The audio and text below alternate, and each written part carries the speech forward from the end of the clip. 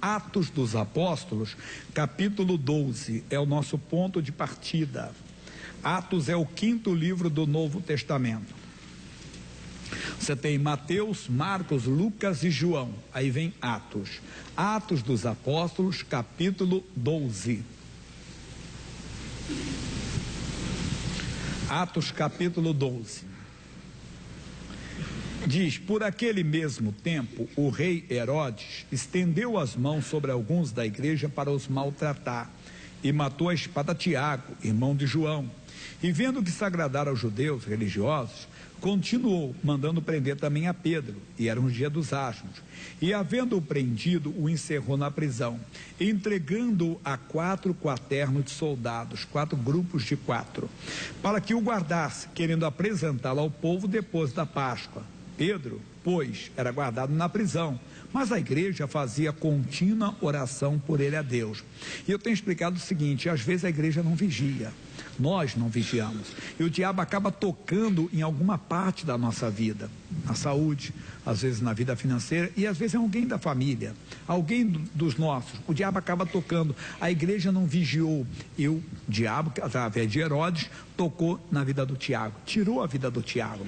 Agora a igreja perderia o Pedro. O que a igreja faz? Acorda, desperta e começa a orar, começa a buscar a Deus. É o que nós temos que fazer, oração constante e contínua ao Senhor. Deixa aqui, vamos falar um pouco mais da hora, depois eu volto, eu termino aqui, tá?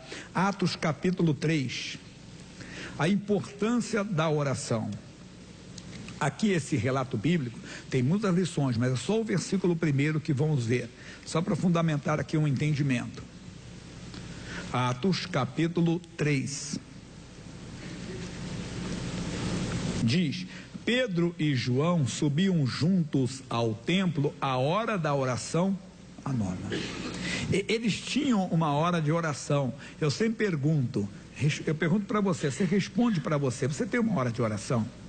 Você tem um momento para orar? Não aquela oração que é válida, que é como uma reza, mas é válida. Senhor, obrigado por mais um dia, obrigado pela noite, obrigado pelo dia que começa, obrigado por esse alimento. Tudo bem, aquela oração que é prática de fazer. Mas não, aquela oração quando você termina o dia, por exemplo, e você então fala com Deus sobre o seu dia. Aquela conversa que você tem em particular, quer dizer, a oração, porque ela não é um monólogo, onde só você fala, não, você fala e Deus fala com você. É muito importante esse momento de oração. O Pedro descobriu isso, junto com o João, eles iam para a oração, eles tinham uma hora de oração. Nós devemos ter o nosso momento a sós com Deus, o nosso momento de comunhão com Deus, porque isso é importante. Em Lucas, antes do Atos é João, antes de João é Lucas, capítulo 22, versículo 39, mostra aqui que o Senhor Jesus tinha esse costume de orar. Lucas capítulo 22, versículo 39. Lucas 22, versículo 39.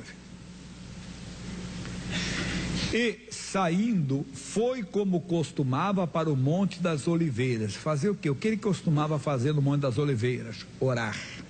E também os seus discípulos o seguiram. E quando chegou àquele lugar, disse-lhes: orai, para que não entreis em tentação. Guarda esse versículo 40 que já estudamos. Orai para que não entreis em tentação. E apartou-se deles cerca de um tiro de pedra, mais ou menos 30 metros. Mas por que ele se apartou deles? A Bíblia diz: andarão dois juntos? Se não estiverem de acordo? Eles não oraram, Jesus se apartou deles. E pondo os joelhos, orava, dizendo: Pai, se queres, passa de mim este cálice. Todavia, não se faça a minha vontade, mas a tua. E apareceu-lhe um anjo do céu que o confortava. Sempre Deus envia o seu anjo. E, posto em agonia, orava mais intensamente. E o seu suor tornou-se em grandes gotas de sangue que corriam até o chão. Ele venceu a si mesmo, importante. E levantando-se da oração, foi ter com seus discípulos. Toda pessoa que ora é pessoa que se levanta, irmão.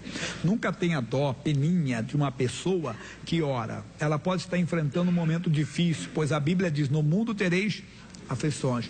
Ele pode passar por um momento difícil, mas vai se levantar, vai dar a volta por cima. Pode ter certeza. Levantando-se, foi ter com seus discípulos e achou-os dormindo de tristeza.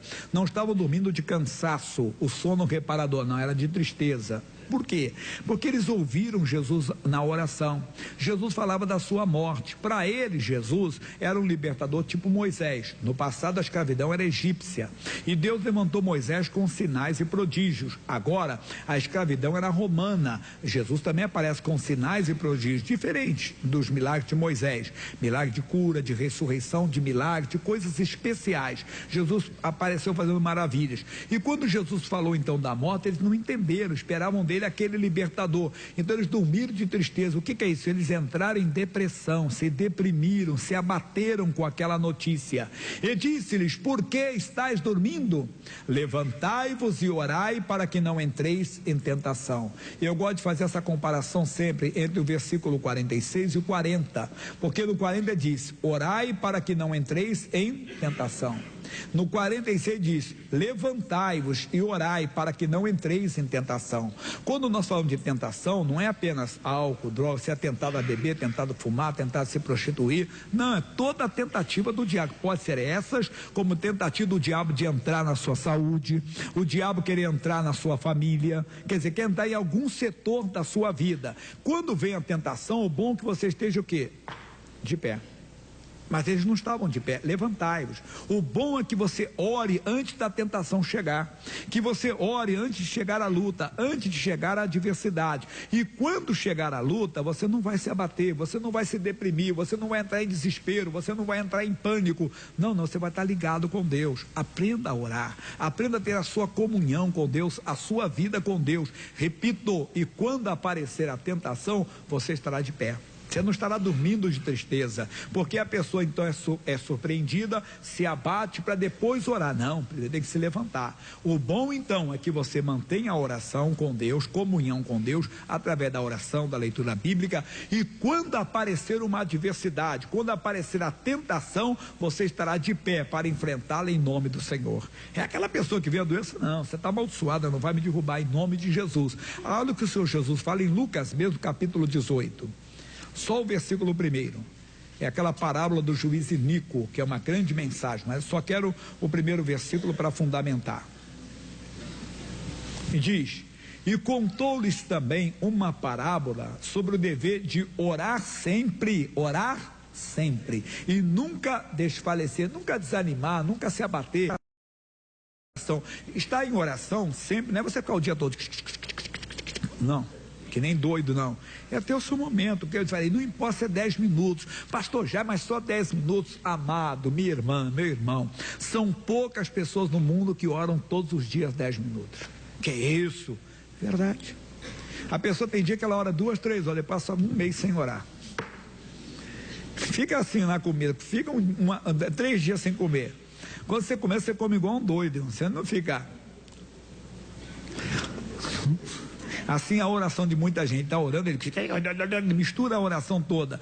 Tem um pregador que diz que é o saco do gato, a oração do cristão. Ele põe toda a oração junto, faz tudo. Por quê? Porque não tem costume de orar. Quando você tem costume de orar, então aquele momento é só para falar sobre o casamento com Deus, um exemplo. É só para falar sobre um filho. É só falar sobre a saúde, falar de um assunto, quer dizer, você tem assunto específico. Agora você fica sem falar com Deus, quando você vai falar, você quer pregar, falar tudo com Ele. Nós falamos que é o pregador que fica muito tempo sem pregar. Se o pastor ficar muito tempo sem pregar, quando ele chega aqui, ele quer pregar tudo de uma vez só. Prega tudo de uma vez só. É como uma pessoa que fica muito tempo sem comer. E, por exemplo, no dia de jejum de consagração, eu falava sobre assim, irmão, acabava o jejum, nós tomávamos uma sopa, né? Mas antes da sopa, o pessoal botava pãozinho de queijo, não sei mais o que. Eu disse, não faz isso não, irmão. Você está com uma fome dessa, você vai comer tudo que está na tua frente, né? Você não espera a sopa, você vai comendo tudo. Você pensa, quando você está com fome, chega num restaurante, o pessoal bota lá um pão dormido, só que torrou ele, né? Fez uma torradinha, botou uma manteiga, você come aquele pão todinho, né? Porque você está com fome. Então, aprenda a orar todos os dias. Ele está dizendo aqui, o dever de orar sempre, não é de vez em quando, não, sempre estar em oração. O apóstolo Paulo nos ensina isso também. Na primeira carta aos Tessalonicenses, capítulo 5, versículos 16 e 17. Você está em Lucas, passa João, Atos, Romanos, Coríntios, Gálatas, Efésios, Filipenses, Colossenses, Tessalonicenses. Esta é a sequência. Primeira aos Tessalonicenses, que é o povo da Tessalônica, capítulo 5, versículos 16 e 17. São bem juntinhos, curtos, bem curtos.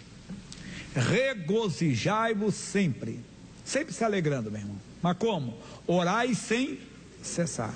É aquilo que eu falei, não pare a oração, mesmo que está tudo a mil maravilhas, que tudo está correndo muito bem, está tudo bem na sua casa, tudo bem com a sua saúde, tudo bem com as suas finanças, tudo bem na vida espiritual. Ore, fale com Deus, busque ao Senhor, mantenha a comunhão, se mantenha em comunhão com Ele. Por quê? Porque o dia da tentação vai chegar, irmão.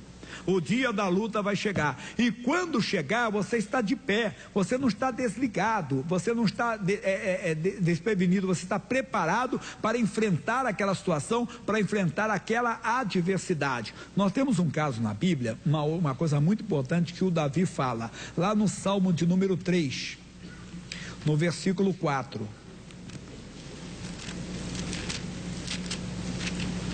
Salmo 3, versículo 4. Esse aqui eu não citei, só falei, mas não fundamentei, não falei, não li o versículo com ele durante o dia. Porque cada culto eu vou acrescentando algo. Salmo de número 3, versículo 4. O que o Davi disse? Com a minha voz clamei ao Senhor, e Ele ouviu-me desde o seu santo monte. É um erro de muita gente, ficando sempre na carona. O que é isso? Sempre na aba, já vou falar isso? Sempre precisando da oração de alguém. É o marido que sabe, sempre, minha esposa ora por mim. O meu marido ora por mim, não, o meu pastor ora por mim. Para com isso, você tem que ter a sua hora de oração. E tem um momento que Deus não vai ouvir a oração de ninguém, Ele tem que ouvir a sua oração. Isaías capítulo 38. Salmos, Provérbios, Eclesiastes, Cantares. Isaías é o quinto livro aí no meio da Bíblia. Salmos, aí vem Provérbios, Eclesiastes, Cantares, Isaías. Capítulo 38. Diz: naqueles dias Ezequias adoeceu de uma enfermidade mortal, e veio a ele Isaías, filho de Amós, o profeta. Ele disse: assim diz o Senhor, põe em ordem a tua casa, porque morrerás e não viverás. Não era um diagnóstico médico, já é horrível, a doença era mortal. O próprio Deus mandou recado: olha, coloca a casa em ordem, que dessa vez você vai morrer. Mas nós podemos mudar qualquer situação em oração. Aí o que o Ezequias fez? O que todo mundo tem que fazer.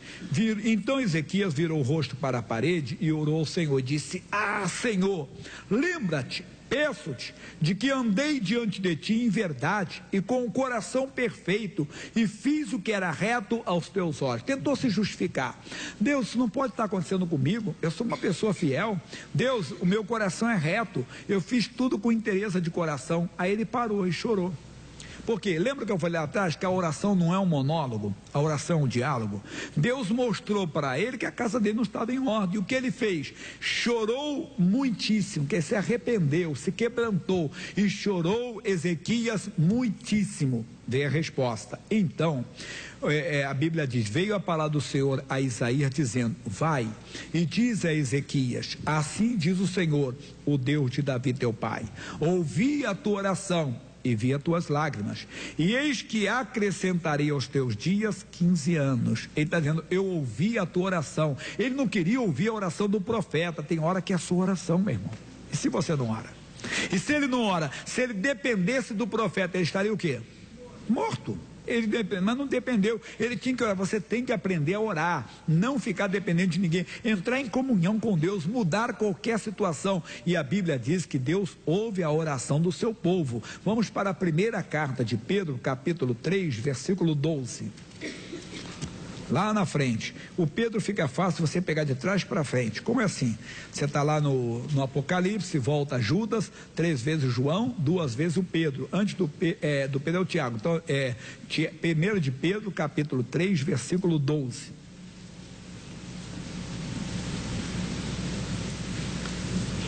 Diz: porque os olhos do Senhor estão sobre os justos, e os seus ouvidos atentos ao quê? as suas orações. Se você pratica a justiça, Deus não mente, Ele está atento às suas orações. Mas aí Ele faz um alerta aqui: mas o rosto do Senhor é contra os que fazem males. Não esqueça, não precisa ler não, João 8,31, a Bíblia diz: Deus não ouve pecador. João 9,31, perdão. João 9,31 diz: Deus não ouve pecador. Se tem pecado, meu Deus, me perdoa. Não adianta orar que você não vai ter resposta. Mas não, pastor, eu procuro andar certo, eu procuro andar com Deus. Então, quando você orar, a Bíblia diz que Deus está atento. Olha o capítulo 4 agora, aí mesmo, capítulo 4, versículo 7. E ele diz: e já está próximo o fim de todas as coisas, portanto, sede sóbrios e vigiai em quê? Em oração. Então você tem que estar vigiando em oração, ligado com Deus, quer dizer, amarrado no bom sentido com o Senhor. E quando vier a luta, quando vier a tempestade, você não vai abaixar a cabeça, irmão. Você não vai se deprimir. Nós precisamos de acordar o nosso povo para isso. Irmãos, não é querendo ser, entenda bem, moralista, nada. Nós ficamos 1 hora no computador, 2 horas, mas nós não conseguimos ficar 10 minutos diante da Bíblia, irmão. Nós conseguimos falar com um amigo, bater um papo com um amigo, e com esses planos de telefone, né? Que a pessoa fica 1 hora, 2 horas. Às vezes fofocando, né? Rapaz com a moça com o rapaz, tudo bem, são apaixonados, tudo bem. Mas e com Jesus, irmão? Nós oramos 5 minutos e dá uma benção de boca tremenda. Verdade. Você consegue ficar 2 horas, vem futebol agora, não sou hipócrita não, assisto, não como antes, eu costumo brincar que se você antes fosse ver o meu time na hora que jogasse, depois eu ficava, agora não, tanto faz antes ou depois, também o meu coitado está indo lá quase para a terceira já, não está nem ligando tanto não. Mas voltando aqui, então, para toda a seriedade, meu irmão, nós precisamos de ter mais tempo para o Senhor. A vida vai mudar, nós não seremos surpreendidos. Entenda bem, se ficarmos atentos, se ficarmos ligados, nós não seremos surpreendidos. A luta vem, a batalha vem, mas você vai estar de pé. Lembra? Levantai-vos e orai para que não entreis em tentação. Vamos voltar no Atos 12? Que eu falei que ia terminar lá, né? Então aqui nós vamos terminar. Ainda tem mais coisas. Nós paramos no versículo 5. Pedro, pois, era guardado na prisão, mas a igreja fazia contínua oração por ele a Deus. Quer dizer, a igreja perdeu Tiago, não vigiou. Então, às vezes, nós não vigiamos, o diabo toca em alguma coisa a nós, toca, mas Deus, eu estou na igreja, mas não estava orando, vigiando em oração, quer dizer, ligado com Deus. Orava aquela oração necessária, né? Do amanhecer, do anoitecer, do alimento pelo filho, mas não aquela comunhão com Deus, aquela vida com Deus, aquela vida íntima com Deus, de oração, de comunhão mesmo, a pessoa não tem. Aí veio um mal, pessoal, mas por que Deus? Por quê? Porque a oração, repito, ela é um diálogo. Você não falando com Deus, Deus não pode falar com você. Se você tivesse uma oração, a pregação seria diferente, você ia assimilar mais. As mensagens vão ficar guardadas no seu coração, porque é a resposta da sua oração.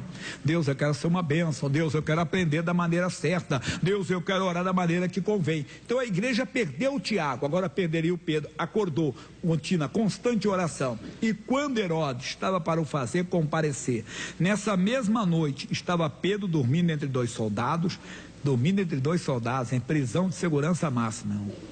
Nem hoje tem algum criminoso que ele pode ter aquela prisão que fica a câmerazinha em cima dele, fica fechado lá, quando não fala com ninguém, isolado. Mas a pessoa dormir com 2 soldados do lado, irmão. E mais ainda, olha só, e os guardas diante da porta guardavam a prisão.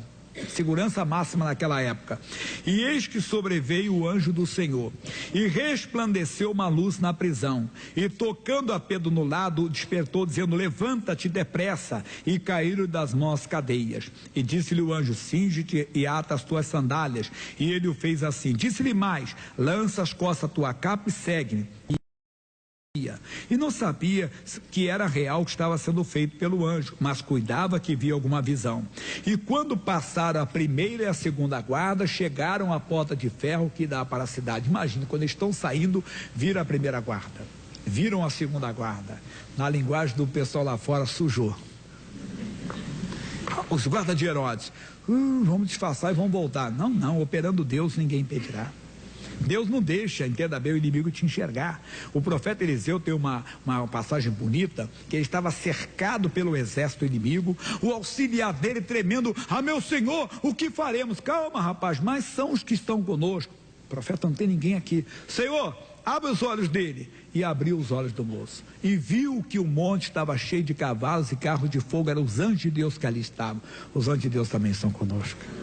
Eu conto uma experiência. Em 87, eu era pastor em Madureira, e tinha um rapaz que trabalhava comigo, me auxiliava, era novo, da mocidade, jovem ainda, e na mocidade dele, garoto ainda de menor, ele se envolveu com criminalidade, negócio de drogas, e os traficantes, parece que ele tinha dado um calote, sei lá, e ele era jurado de morte onde ele morava. E um dia ele está passando pelo lugar chamado Estrada do Portela, lá no Rio de Janeiro, um bairro chamado Madureira, e é como se fosse aqui a Avenida São João. E ele veio, ele moreno, chegou pálido: pastor Jaime, lembra que eu falei que tinha um pessoal que queria me matar lá na onde eu morava? Eu disse: sim, o que tem? Eles estão ali agora, passei por eles. Amigo, você vai passar lá de novo? Eles não, meu pastor, vai passar, eles não vão te enxergar em nome de Jesus.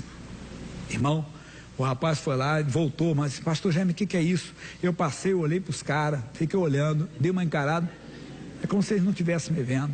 Ele disse: Deus cegou, meu irmão.